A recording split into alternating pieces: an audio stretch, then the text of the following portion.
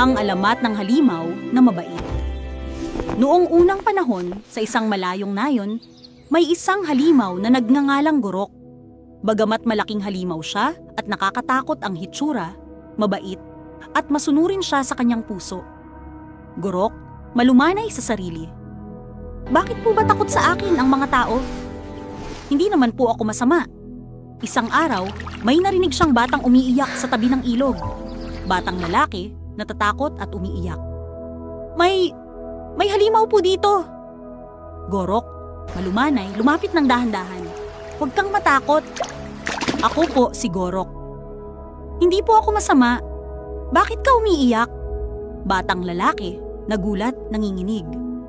Nawawala po ang aking bola sa gitna ng ilog.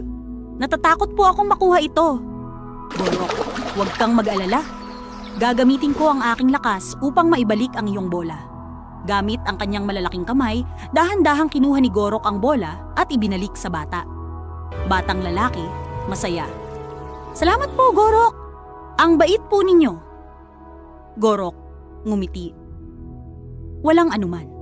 Masaya po ako kapag nakatulong ako. Mula noon, nakilala si Gurok sa buong nayon bilang halimaw na mabait. Natutunan ng mga tao na hindi ang hitsura ang sukatan ng kabutihan, kundi ang puso at gawa ng isang nilalang. Aral ng kwento. Huwag husgahan ang iba base sa hitsura. Ang tunay na kabutihan ay makikita sa puso at sa mga mabuting gawa. Kahit iba o natatangi, pwede tayong maging mabuti at makapagbigay ng tulong sa iba. Para updated ka sa mga istorya na aming ilalabas, huwag kalimutan ang subscribe. Maraming salamat!